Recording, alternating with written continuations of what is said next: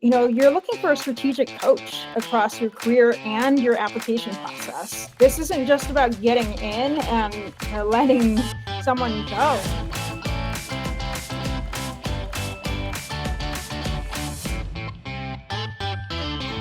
Hello, everybody. Welcome to episode 39 of the best MBA podcast in the world, Get to B School. This is your host, Drex, and I'm grateful that you're here. Thank you for making this time. Hope you're having a great week. We have a good one coming up here. I'm really excited. We're going to take a few days off and go to Door County, Wisconsin as a family. It's just something we try to do every fall is get the three kiddos and just take a little getaway. It'll be a lot of fun. We'll come back just in time for Halloween, and I'm of the firm belief that Halloween gets to be a lot more fun once the kids are involved. It used to be my least favorite holiday. Now it's creeping up there. It's just so much fun. The kids are going as a knight, dragon, and jester. It's so cute. Oh my goodness, it's so cute. But besides my personal life, this episode, guys, this was a fantastic one. Pamela and Laura come to us from MBA Pathfinders. They're just a phenomenal coaching team. You can really see the chemistry. It's so fun to interview teams. And those two they're so great together. They drop a ton of solid insight. They have a lot of resources that they plug. Make sure to check out behindthemba.com. It's kind of their sister site, just a place that you can go and get great resources, a newsletter. Just they're always producing great content, really insightful stuff. And like I said, their firm is MBA Pathfinders, so MBApathfinders.com. If you're looking for a coach for round 2,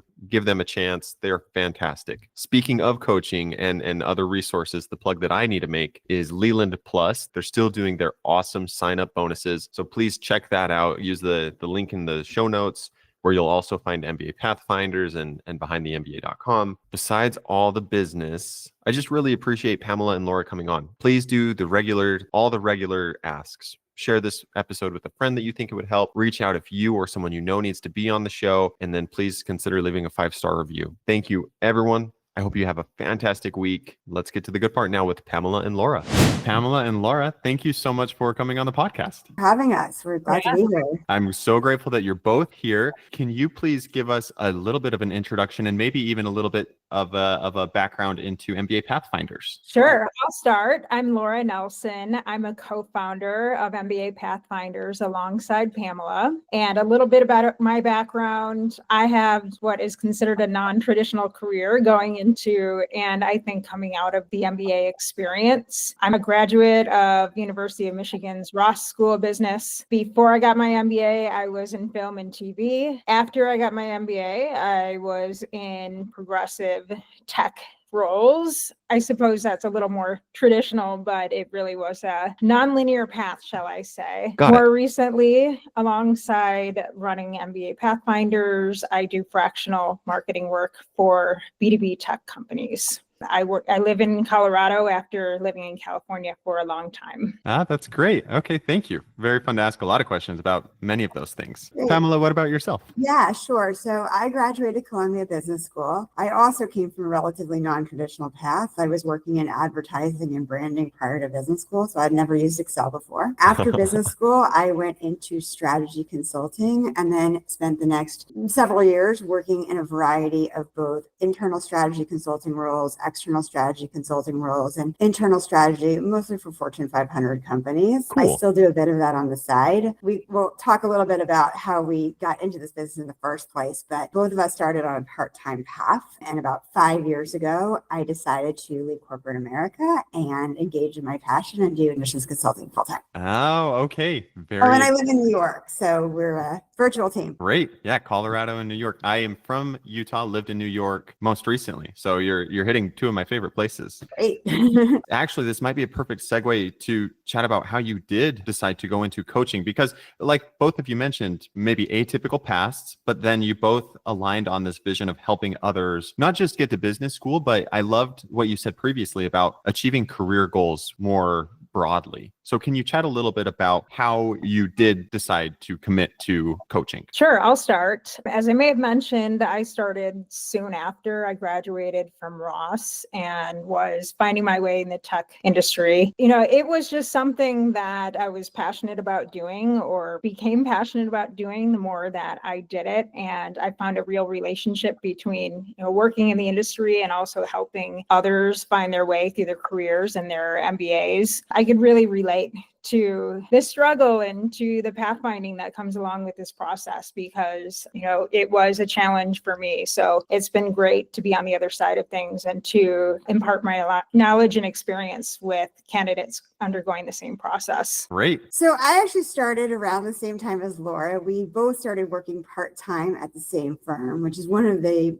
oldest original major, you probably would know it, Gotcha. admissions consulting firms out there. Okay. Worked there part-time. Really at the beginning, it was kind of an accident, but I really enjoyed the work because I was working for these Fortune 500 companies and I was just felt like I was spinning my wheels. And when I was working in coaching, I was really helping people achieve their goals. Cool. So I worked there for about 5 years, which is really where I got my initial training, left, continued to work on a part-time only basis. And then, when I decided that I wanted to move into full-time coaching, I realized I wanted to do it my way. Cool. I had ideas, I had gotten the training, so I felt it was time to go out on my own. Okay. So I started a company, and then more recently, Laura and I joined forces to create MBA Pathfinders. I love that through both of those kind of anecdotes of your past, you keep mentioning goals. Why are goals so important when you're thinking about an MBA, career goals specifically? Sure. So I'm going to break this into short-term and long-term because most school applications address both. Okay. First, the admissions committees want to know that your goals are plausible. They need to make sure that you're going to have a job after graduation, right? It goes into the rankings.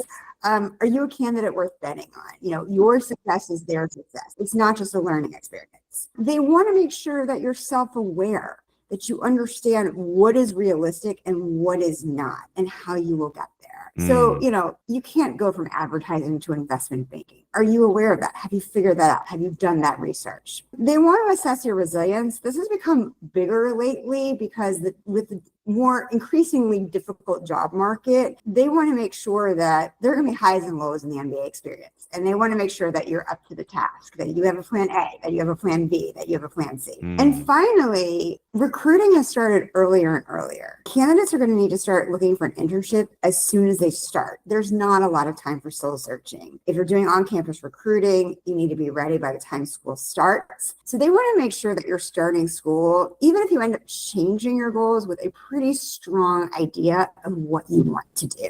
Laura, do you want to take long-term? Yeah, that was an awesome overview of that immediate post-MBA goal. I'll touch on the long-term goals because some applications ask about this and it does come up in interviews as well. Schools ask about long-term goals because they want to see if you as a candidate have thought about your career journey, not just that immediate post-MBA goal. The reality is that most post-MBA jobs just last a year or two, right? So that has to be a stepping stone to something else. And the admissions committee really wants to understand, how does that short-term goal facilitate that long-term career vision that you have for yourself? And, building on that vision, how do you plan to make an impact, right, in your company, in your industry, and your community? Those are the types of questions that they're hoping candidates can answer, either as part of the application or as part of that interview conversation. Hearing you both talk makes me wonder how I got to business school, because I was not that methodical.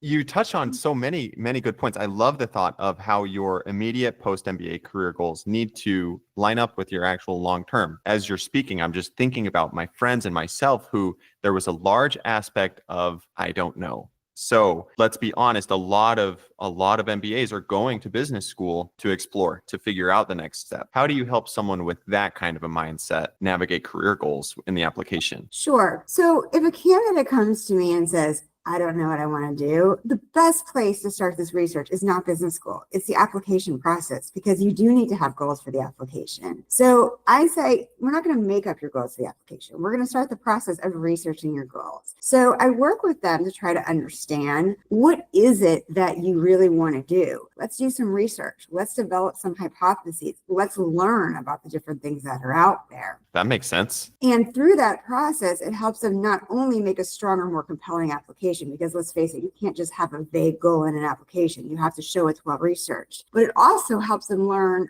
what is it? Do I actually want to do that? Which puts them on the path towards thinking about what their goals are, or maybe about thinking about 1, 2, or 3 options for their goals. Got it. They might think that they want to work in tech, right? Well, there's so many different jobs in tech. What does that look like? What does that mean? You should be doing that research now. I find the application process is almost an education in certain careers. And I can build on that for a couple of points, if you don't mind. Please. The best applications are, first, they're the most authentic. They're true to the person's career path and their actual ambitions. And the second thing I want to share here is that they show true knowledge about that career research, right? Pamela mentioned we undertake this process of career exploration and really help them understand what the job is. So, for example, a lot of people are intrigued by consulting careers, and it is a really great opportunity that offers a lot of exit opportunities following career in consulting, or a few years in consulting, that is. But candidates really have to understand that this could mean you're traveling every week, you're going to markets like maybe Columbus, Ohio, you're staying in a Hampton Inn, you're in a conference room for 12 or more hours a day working on PowerPoints. And they really have to understand the reality of what that looks like on the ground and convey that as part of their application, and why they're a strong fit, skill wise and experience wise. After I'm doing going to this add for to that. please. Sorry.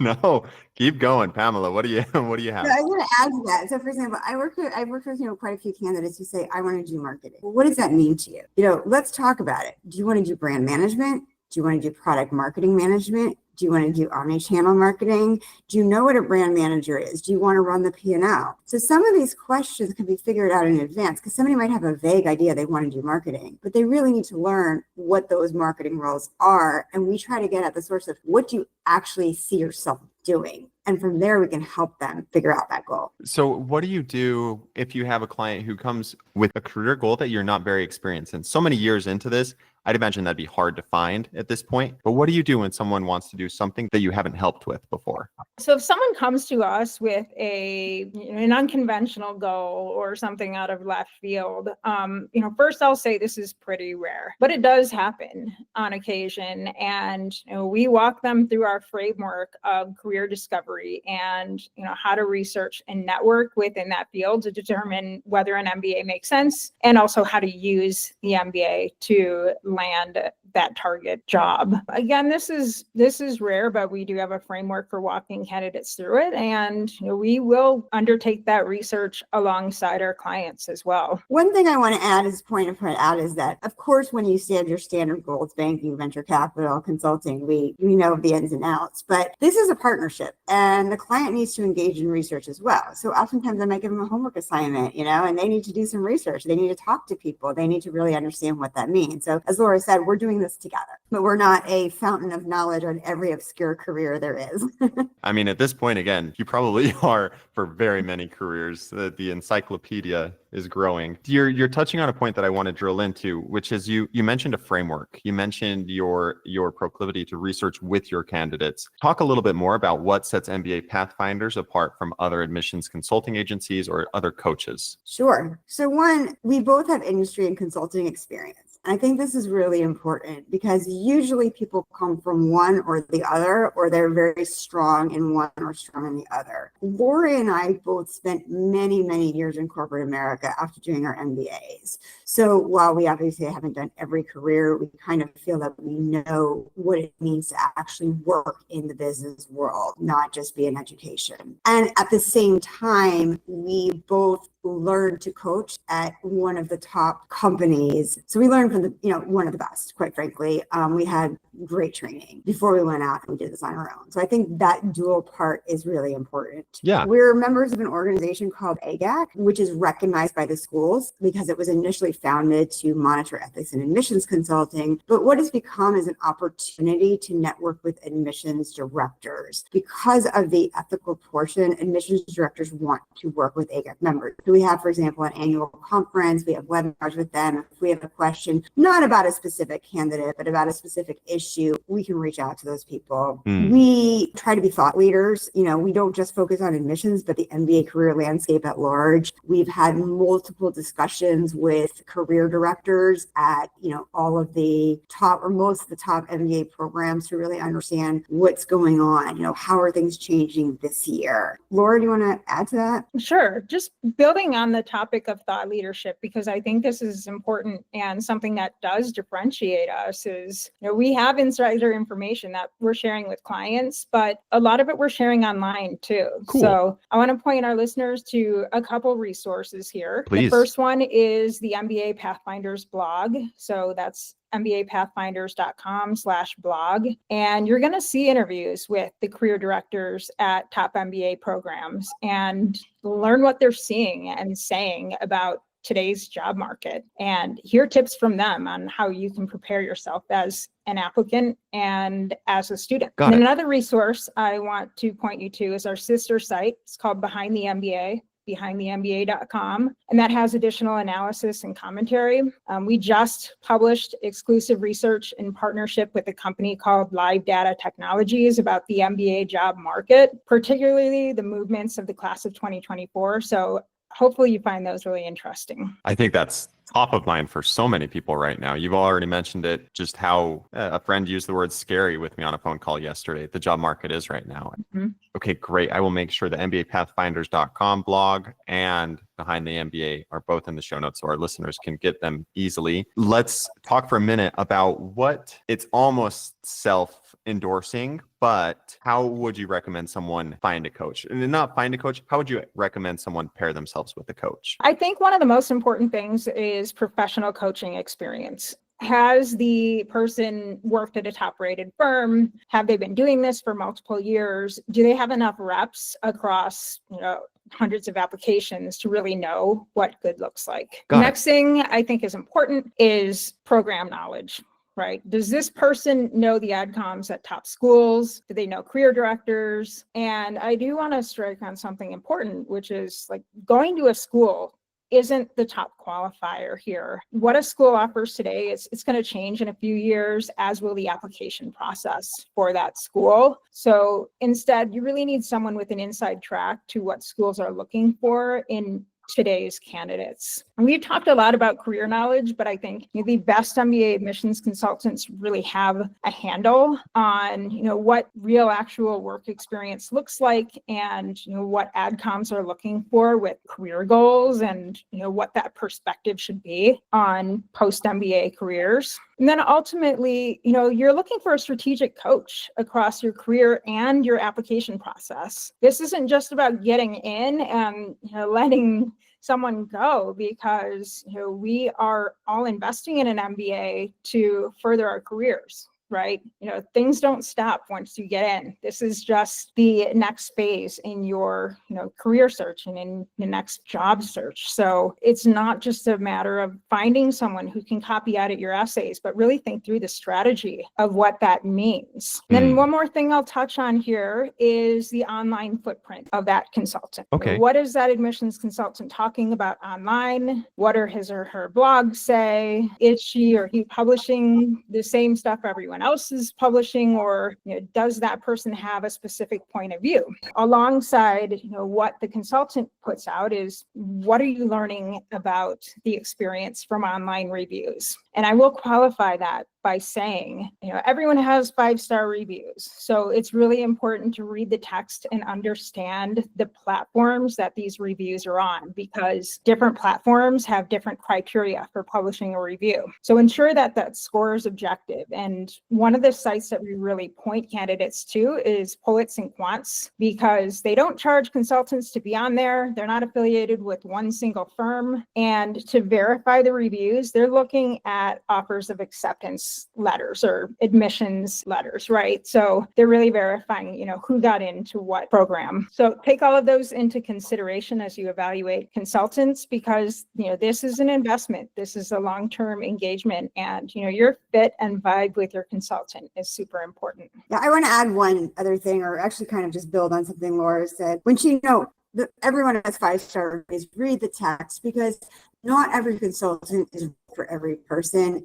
No one's going to ask somebody to write a review if they know that the person's not going to give them 5 stars. But what you want to find out is why that person or how that person helped them. Because the thing is, if a candidate really likes their consultant, they're going to go out of their way to write a stellar review that's very detailed and explain how that person helped them. And it's the how that's important, because you need a consultant who can help you in the same way. And Laura just mentioned this, but I really also do want to, hone in on the fact that fit is important. Everyone has a different personality, and you're going to be a partner with this person for a while. So you need somebody who has the same style as you, who you get along with, who has the same energy. And there's no right or wrong for that. It's just finding that person. A few of those things I had thought of before, like experience. That's great. You want someone who's done the thing a time or two. But wow, that was such a systematic approach to even just the first step of the application, which is finding a coach. That was incredibly helpful to the listeners. It can feel so daunting, and you just want to go and find someone with 5 stars, someone